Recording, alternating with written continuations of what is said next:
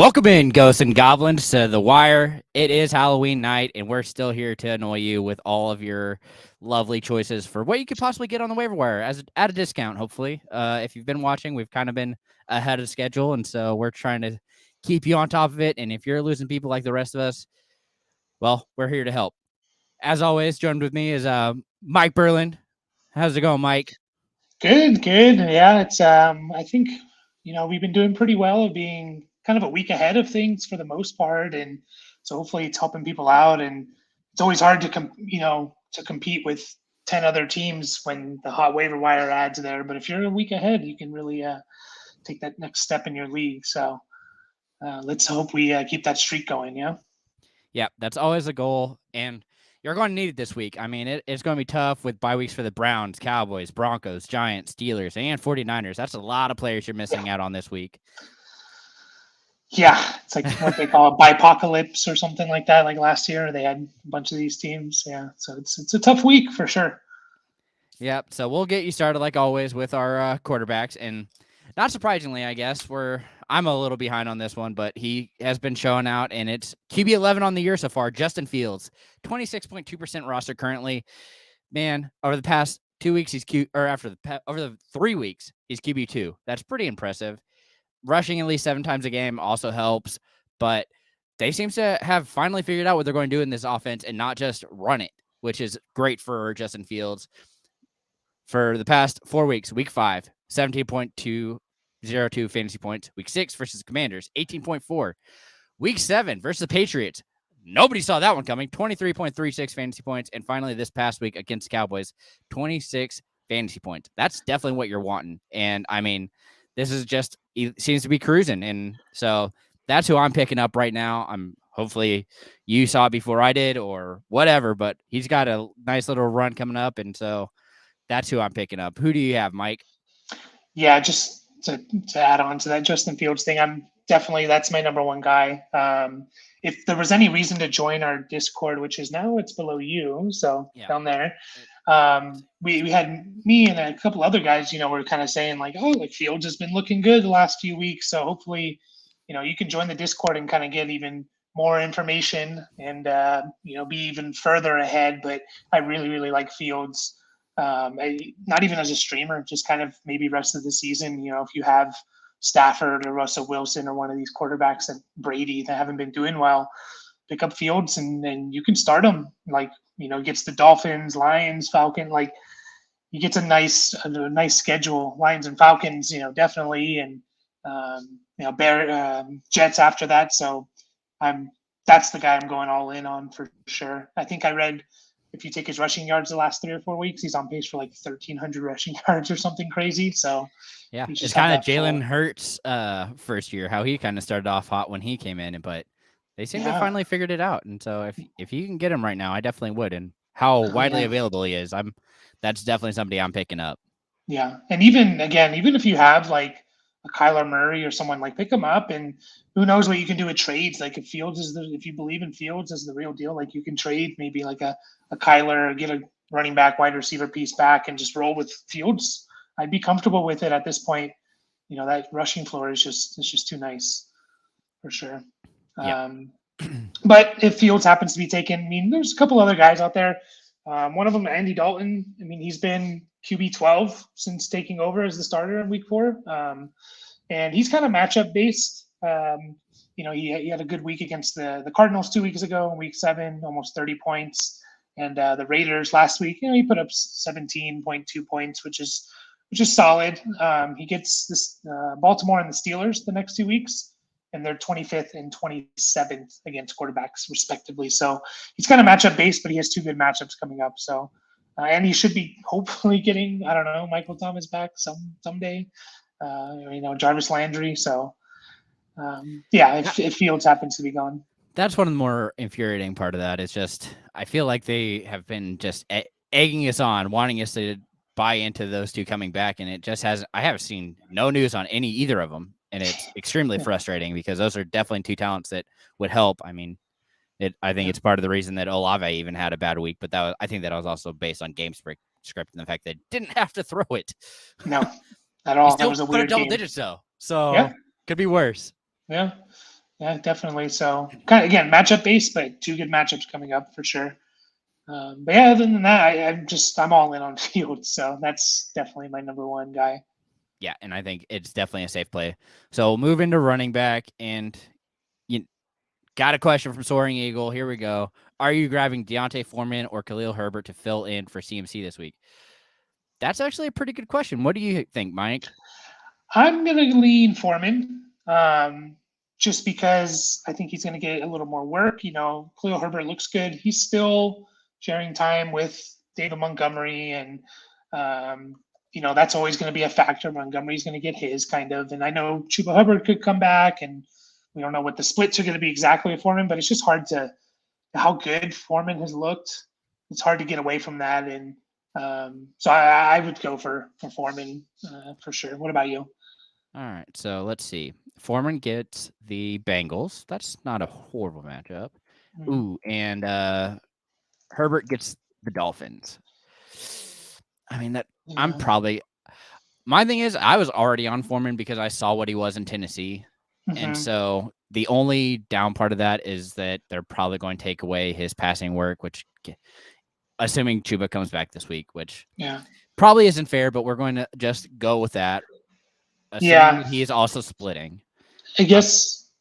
Sorry, go ahead. You're good. I'm probably going to roll with Foreman as well, just because I do think that even if he is splitting, he's what Jamal Williams is. That's what you're looking at is a Swift Williams combo, except for like the bronze medal version of that, not the gold standard they've put out there. But yeah, it's the only, I guess, slightly frightening thing is I think every third down snap they were taking Foreman out, even this last week. So if they get behind by a lot against the Bengals, you could put up a lot of points. I still think you're going to get a good rushing floor from Foreman. So if you can pick up both, though, that'd be nice. Not necessarily to start, but having both on your team. I'm surprised they're both there, to be honest. Yeah, I mean, and which is surprising because I'm going to put Khalil Herbert as my running back for this week because he's not owned enough. I mean, with Chuba Hubbard being out, Herbert has really come in. I mean, so Foreman's rushership percentage went way up, so it was hard to get him. But now Herbert's available, still under the 50% threshold, 47.7% rostered. He's part of a two-headed monster, but they are saying that they're running the hot hand, and you kind of saw it this week. I mean, past week, 3 weeks since they said that, he is RB17. It's crazy to think that he's out playing David Montgomery, and it's pretty significant. I mean, week 6 versus Commanders, 7.4 fantasy points, not great. Week 7 versus the Patriots, which we all were surprised by, 15.7 fantasy points. And then week 8 versus the Cowboys, 15.9 fantasy points. I mean, they're sticking with him, and he seems to be providing just enough to make him at least a flex for you. Yeah, definitely. And one thing I will kind of mention this last week, but and we had kind of a breaking news trade in the middle of our James Robinson, baby. Yeah, so the Bears traded away was it Roquan Smith, one of their defensive players. They're obviously trying to get picks back and looking more towards the future. Maybe they trade David Montgomery. I'm not saying it's going to happen, but it's a possibility. So kind of be one step ahead, get Khalil Herbert. So if that does happen, you're not fighting everyone else to, rush on the waivers and pick them up. Who knows? I think this trade deadline, there's going to be more trades than we're used to. So well, and the Bears also traded Robert Quinn last week. Yes, so it's like they're trying to get as much capital as they can right now because they believe in Fields and want to help them out as much as they can. So. And Montgomery's not going to be there next year, right? So I mean, yeah, it's kind of they're both on.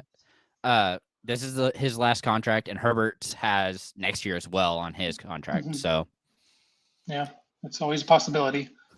So, do you have any running backs that you would suggest there, Mike? It's a little tough for running backs. Definitely like Khalil Herbert the most. I mean, Chuba Hubbard, I think deserves a spot in most leagues. Most standard 12-team leagues or whatever you play in, just in case. Who knows? He was kind of the starter there 2 weeks ago. He had more snaps, more carries than Foreman in week 7 before he got hurt. But it's kind of hard to see with how well Foreman's been playing for Hubbard to really get into that. He'll definitely, he'll see some passes coming his way. So it's just one of those, like, we'll see. See a week, see what happens. I think he deserves a spot. Other than that, I mean, there's Kyron Williams. Who knows what's going on with the Rams if they're trying to trade for someone. They're kind of a mess with their whole running back. They have Ronnie Rivers getting snaps, Malcolm Brown, obviously Darrell Henderson. So if Kyron Williams can come in and just look better than all of those, maybe he kind of takes that backfield. That's a little more in deeper leagues. But on that same note, you Yeah, kind of brought it up. They could trade for somebody, and that would mess that whole room up, and that would be even more terrifying. But I do think that he's a good add, at least for a deeper league, for sure. Yeah. And luckily, I think most waivers will run after the trade deadline. Some of them. Deadline's at 4:00. Yeah, 4:00 tomorrow. So hopefully they do, and you can kind of have a better picture of things. But other than that, I mean, Deion Jackson just kind of monitored Jonathan Taylor. He kind of got hurt, came back, twisted his ankle. It looked like, so we'll see how he looks this week. But definitely a good speculative add there. Mm-hmm. Yeah, so it's a bit. Other than that, yeah, running backs are a little tough this week for sure on the waivers. Yeah, so we'll get off of that. We'll move into wide receivers, and got another one from Soaring Eagle here. Pick one for the flex: Greg Dulcich, Adam Thielen, Curtis Samuel. Well, Dulcich is going to be out. It's his bye week. Oh man, I'm probably going to lean. I have to look now. I don't even know who the Commanders play now. The Vikings. Oh, so they play each other. So it's going to be the Vikings versus the Commanders. So the wide receiver 2, I mean, he's probably okay. I'd probably go Thielen because I think it's safer, but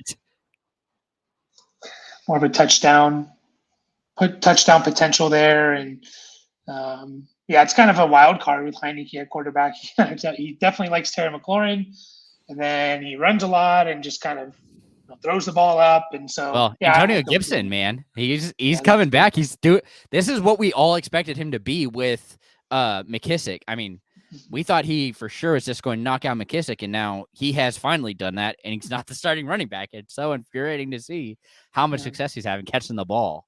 Well, it's like, a college receiver, and he's good at catching the ball. Like, who would have figured? Like 2 years ago. Why are you trying to? I mean, you want him to be Christian McCaffrey. You said that was a thing. Why aren't you throwing to him? That was a big part of his game. Like, it's just mind blowing that they're just now figuring this out. Yeah, definitely. But I think I go Thielen there just for the simple fact that he probably has a better chance to catch a touchdown. And the Vikings D is looking decent. I mean, they're not super great, but they are doing enough to. And Heineke is kind of turnover prone, so I'm okay rolling out Thielen here for sure, and I think you'll see enough work to be a viable flex for you next week for sure.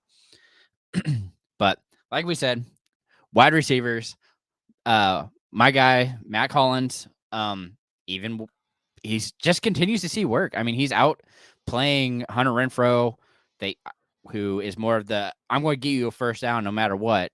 They're using Hollins in every part of the game, and over the past 2 weeks, he's wide receiver 22. I mean, he seems to be the second wide receiver on the team, outplaying Hunter Renfrow, and that's just coming off the bye. It's week 7 versus Texans, 2 for 3, 44 yards and a touchdown, 12.4 fantasy points this past week against the Saints.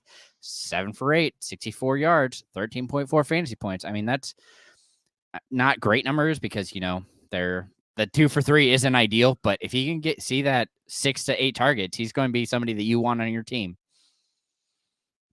But outside of him, the other guy I'm looking at widely available, Khalif Raymond. Same thing, coming off a bye. Double digit seems to have supplanted Josh Reynolds, wide receiver 24 over the past 2 weeks. Week 7 versus the Cowboys, 5 of 6, 75 yards, 14.5 fantasy points. Week 8 versus the Dolphins, 3 for 4, 76 yards again. I mean, the dude seems to be putting up 75 plus yards these past 2 weeks, and if that's going to be how they're using him, he's going to continue to do it even with Amon-Ra back. He's getting enough targets to be viable and putting up the yardage that you want. So those are the 2 that I'm looking at widely available for you guys. So what are your thoughts, Mike? Yeah, I'm really, really like Rondale Moore. I've been kind of on Rondale Moore for the last couple of weeks. He's kind of up and down, but he's under that 50% threshold. One thing I want to point out is he's played in 5 games. He's had 2 bad games, 2 good games for PPR, and then 1 really good game last week. And those 3 games where he put up good points, he was playing in the slot. majority of the time. The other 2 games, he was playing out wide. So if they're going to play him in the slot like they did last week for the majority of the snaps, I really like Rondale Moore. Just this offense seems to be better, a lot better with Hopkins in there. Hopkins is obviously the alpha, but that's fine. Rondale Moore can kind of get his, and if the offense is just overall better, that's good for Moore. So I really like what I'm seeing, especially in PPR leagues. I think he's definitely a good, bench piece. Start during the bye with all these teams that are on buys. So I really like just the talent of Rondale Moore as well. So it's really funny about that is another guy who is really good in the slot, and they kept throwing him out wide, Christian Kirk. Yes. It's funny how successful their slot players are, and yet they continue to mess them up and put them out wide for some reason. So Greg Dortch this year, he was having a good year to start the year, and he was playing in the slot. So it's funny how that works. You have one thing. Why do you mess with it? Just keep throwing to your slot players because they're having a lot of success and not so much anywhere else. I mean, except for Hopkins, who you feed 25 targets and he's gonna do his thing. So, yeah. But do you have other names that you're interested in? Yeah, Romeo Doubs is another one. Just I think he was above what didn't qualify maybe the last couple of weeks, but now I think people are getting tired of him. He had another good producing. Week. Yep. That's what people saw. Yeah. Yeah. But now he's, 60 yards and a touchdown. Christian Watson got hurt. Lazard's, has the shoulder issue, and we saw the potential earlier in the year with Romeo Doubs. He had a couple good weeks, scoring touchdowns, getting yards. He's a rookie receiver, and we got to remember that they go up and down. They're not all, Jamar Chase and Justin Jefferson. They have their ups and downs, and then sometimes they click in that second half of the year. We saw it with someone like Amon-Ra St. Brown and these type of players where they really come on that second part of the year. So Packers kind of need him too, it seems like. So he's kind of necessary for them to be successful, it seems like. So I like Doubs as well. Yeah, and it doesn't seem like their front office is going to be trading for anybody that helps out Rodgers. So, per usual, Rodgers is just going to have to try and figure it out himself and use everything that he has. But his complaining isn't getting him anywhere, unfortunately. Yeah. And then, my last one, just to keep an eye on, probably not an ad unless you're in a really deep league, is Terrace Marshall had his best game in his young career. He's only 22 years old, and kind of have to treat him like a rookie receiver almost. Given last year he was kind of injured, didn't see the field much. And, again, one of these players who maybe will just click. He was drafted, I believe, in the second round. So there's obviously talent there. And he had 3 end zone targets, which is nice because I don't think the Panthers are going to be good enough in the passing game to support 2 receivers, but unless one of them's catching touchdowns, which maybe Marshall becomes that end zone threat that they need. DJ Moore isn't really a big touchdown guy, so if that can be Marshall, he could put up maybe some starts later on in the year. So keep an eye on him. Definitely, I don't think you need to pick him up if you're in a shallower league, but kind of put that keep him on your watch list type of thing. Yeah, and you kind of brought it up, but Devin Duvernay still on the watch list, and Donovan Peoples-Jones, who is playing tonight. So if you want to grab and stash him, the only issue is going on bye. I mean, yeah, he has quietly been we talked about it on Thursday's show. He's quietly been putting up a solid number for you. He seems to be in the right position, and they're getting Watson back soon. So he could get a lot more target share if he continues to show out like he kind of has been very quietly doing. So I like that. I mean, I think he said 10 plus PPR points the last 4 weeks. So it's something you're looking at. I mean, that's why we're here. We're telling people that, hey, if you're keeping an eye, here's somebody to definitely put that. If you're on ESPN, hit that star, make sure you're following their progress, kind of have an idea of what's going on with them. But we'll get off that. Hey, perfect time. Shop.importantnonsense.com, promo code NERD, because guess what? They have the abolish the tight end shirts up there. Definitely need to get one of those if you are against it. But if you're not and you're stuck with it like the rest of us, because I love my tight ends, but we're going to talk about them. Great streamers for you. And my first one is a dart throw, really, because we don't know if Andrew's going to play this week, and it's Isaiah Likely. The kid is super talented. He is a rookie tight end, which you don't normally see. I mean, my first 2 are both rookie tight ends. Not super surprising, but he showed out this past week.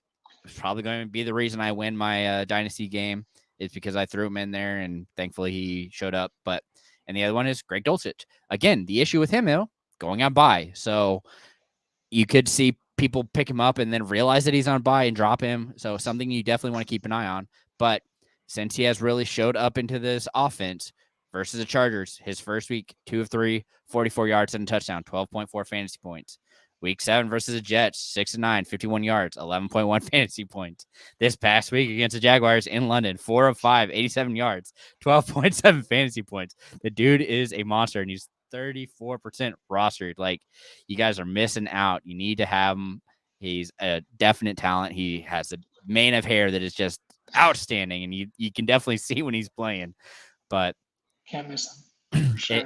It's definitely something impressive. And then again, we kind of keep talking about him, and he keeps showing up. It's Evan Ingram, 32.2% rostered. He's tied in 10 on the year. I don't understand how this kid keeps doing it, but week 6 versus the Colts, 5 for 6, 40 yards, 9 fantasy points. Week 7 versus the Giants, 4 for 7, 67 yards, and 10.7 fantasy points. Week 8, he finally grabs a touchdown. It really boosts him up. 4 of 6, 55 yards, a touchdown, 15.5 fantasy points. Man, he's just continuing to put up numbers and see enough targets to be one of the options that you kind of want. He's giving you, he's not goosing you. I mean, I think he has 2 bad weeks that are under 4 fantasy points, but outside of that, he is definitely up there and keeping him at tight end 10. So are there anybody that you're interested in? The 2 guys you mentioned, Dulcich and Evan Ingram are definitely my 2 main targets. I was super frustrated watching that Broncos game where, I mean, go figure, but their offense was terrible for most of the game. They had a couple of good drives, and they were like throwing it to Dulcich, and their offense was looking good. And then they didn't really throw to him in the second half, and their offense didn't do well. And it's like, come on, guys! Like, did they just start covering Dulcich, or is he important to the offense? It seems like they look better when he's involved for sure. So I don't think he's going away. Evan Ingram is another great option. I mean, I think I heard that he ran 100% of the routes for the Jags this last week. And normally you're looking for 70% from tight ends. They do a lot of blocking as well. But you're a tight end running 100%. I really like Evan Ingram. Trevor Lawrence last year threw the tight end a lot. I know he had a few different guys, but he threw to them. So I really like those two players right there. Definitely. It could even be your starting tight ends for the rest of the year, given the position, if you're in a really deep league, I mean, where Tyler Conklin made a return. Popped back up, man. It's annoying. I'm so frustrated with him that he keeps doing that, but he's impressive when he gets the ball. He is, and he was tight end 3 to start the year, the first few weeks, small sample size, but had his first big game since week 4. And this was like the first week we really saw Zach Wilson throw the ball like a lot, more than 20 times, 25 times. And Conklin got 10 targets. So, and I was looking, and he has like a really, really nice fantasy playoff schedule, which is, something to kind of start looking for if you're looking good for the playoffs. So a lot of times fantasy is just about matchups. So they have a really good playoff schedule. So, but that's more deep leagues. If you can get Dulcich, Evan Ingram, I really, really like those 2 a lot. Yeah. I mean, we brought it up the first week we saw him because he really looked like he was a vital part of that offense the second we saw him, and for good reason. I mean, he definitely makes it look like they can actually win with him. Well, the rest of the time they aren't floundering around. He is actually seeming to be the one that they want to go to. But we'll move on from tight end, and we'll get into the defenses where, everybody seems to be streaming, at least if you're me. We're bringing back the Vikings, 9.8% roster. Got a massive drop, surprisingly. I'm assuming that nobody picked them up off the bye like we suggested. But guess what? You missed out because they're top 12 this week. Ha, ha, ha. Got you. Coming off the bye, grabbed 9 fantasy points against the Cardinals. Yeah. And that was a game that was pretty insane to watch. They put up 27 points and still somehow had 9 fantasy points. That means I think it was 2 or 3 interceptions and a fumble. Those are things that you want in your defense. And they seem to be getting healthy and seem to be finally gelling well enough to be an issue for a lot of other offenses. So, and again, surprising me, is this young Seahawks defense, 2.3% rostered. They're tied for first over the past 3 weeks. 6th best defense on the year.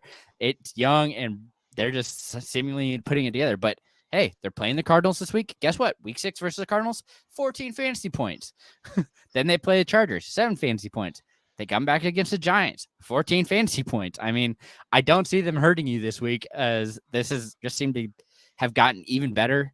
I actually saw a Twitter video of them today where they brought in like not really a mind reader, but like a magician kind of a guy who really just was blowing the minds of the Seattle Seahawks, and they were having fun with it. And so they're keeping their morale up, which is always a good thing for a defense. And I mean, just a team in general is having that kind of cohesiveness, but thought it was interesting. Yeah. So yeah, you mentioned they're number 1 the last few weeks, and they played the Cardinals, they played the Chargers. Those aren't bad teams necessarily offensively. I mean, they're not the best so far this year, but they're good teams. So they kind of did this last year where they kind of picked it up halfway through the year, and their defense looked good. So I like that. And then I think they started getting bit by the injury bug, and that always will start tearing down defenses real quick. I mean, but we'll get off of that. Who do you like for this week, Mike? Yeah, the Chiefs, if this is more of if Malik Willis is going to be the starter again, although it's really you're playing against Derrick Henry and not Malik Willis, but it's something to think about if Chiefs can put up a lot of points and force Malik Willis to throw. So there's that. I know Tannehill kind of seemed like he was going to play, and then he didn't, so I assume he'll be back, but just keep an eye on that. And then the Ravens, who are actually the 8th ranked defense this year, they're under that 50% threshold. They're pretty consistent. I don't think they haven't had like a 1 or 0 or negative week. They've had a few double-digit weeks, and they play the Saints, who are actually they give up a good amount of points to, I think it's like 7.5 points a game to defenses. So, with Andy Dalton, you always have that chance to get the pick sixes or the interceptions. So those two. But if I had to choose, probably the Vikings are probably my highest, just because Heineke, that guy just throws the ball deep, and you can get some interceptions, some sacks on him. So yeah, definitely like the Vikings number 1 this week as a streamer. Yeah, if you can jump that route on any of his throws, it's very easily going to be going back the other way for you. But yeah, I agree, man. When the Titan, okay, I was being a nerd yesterday, just looking at the number of carries. So Henry had 32 carries yesterday, which is a lot. I mean, for any team. But I was looking at everybody else, and there's only like 2 or 3 that had games that were the entire core of running backs had less than that, including quarterbacks, and everybody rushing was less than the 32 mark that he put up by himself. I mean, the 2 backs by themselves were clearly the Bears backs and the Falcons backs, who both had about 30. But it took 2 people to get to that, and it's still, wow. The fact that he carried that ball 32 times is just in craziness to me. It is. It's really, and he wasn't even, what do you have, like 200 and something yards and 2 touchdowns, and he wasn't even RB1 this week. It was just the running backs just went off this week. It was insane. Well, when you do the cycle like CMC did, that doesn't help. And then Foreman and Pollard, like, you're scoring 3 touchdowns. That's a massive part of your day for sure. So yeah, first guy since LT, CMC. I know. Breaking my heart. I know, but just shows you, like, I'm so happy because I'm just happy he's on a team that is going to use him a little more creatively, and just it actually has a team that around him to do everything, not just him. I mean, you can't just focus on CMC, because guess what? Brandon Ayuk's going to burn you. Yeah, Debo, Kittle. Yeah, it's exciting for sure. You can't sleep on him, that is for sure. But one last thing I will say. Again, pay attention to the trade rumors, do your homework there. And it's really hard to kind of tell you, this guy's going to get traded. We don't know, but you never know. That can really change. Look what happened if you were on top of the CMC trade rumors, picked up Foreman, you probably won last week because of it, So, and who knows the rest of your season could turn around just because CMC was traded and you picked up Foreman, as just looking ahead. So keep your eyes and ears open for that for sure. Yeah, and I mean, honestly, it's not a great thing, but if you're wanting to trade, I wouldn't be surprised if I would try to trade for Robinson, get him for a pretty low price. I mean, you could probably pull that off pretty easily. Just because I do think he is more talented than Michael Carter, but to each their own. We'll see if he can pick up that offense and really start doing something, but we'll see. Yeah. In any case, we're going to wrap this up. Thank you so much for coming on, Mike. Do you have anything to plug? I mean, I know your great article comes out tomorrow, but make sure people know where to get that. Yeah, just the importantnonsense.com. You have the trade article, and again, we've added where we're looking ahead to the playoffs as well, of guys maybe you can target that have a really, really nice week 14 through 17 schedule, because sometimes that's all it takes is having the nice matchups during that time. So comes out tomorrow mid-morning, so check that out. And again, always in the Discord answering questions. Really enjoy it. You can get a little more thought out and thoughtful responses there from all of us, I believe. So yeah, it's definitely one of the best places to be. So if you haven't already, make sure you hit us up on Discord, because that's a great way. Only $1 a month. You get to bother us all you want. You get to make fun of us and do everything else, because it definitely does happen in there. We're constantly getting made fun of each other and having fun, and it's a good time. And we're going to start doing, hopefully, we'll see, some really awesome content for you guys moving forward. And hey, if you're a really degenerate, pay $3 a month and you get our bet picks, which are just they seem to be doing well enough that Vishal and Mason are putting up over 66% in their selected fields. So it's pretty impressive when you're in the top 10 like that. So outside of that, I hope you all have a happy Halloween. Go get your candy. Go cause all the mayhem you want instead of probably watching this game, because I'm guessing the Bengals are just going to dismantle the Browns. Yeah. So with that in mind, hope you guys have a great week. We'll see you back on Thursday right here. Same time, same channel. Outside of that, remember, keep up the nonsense.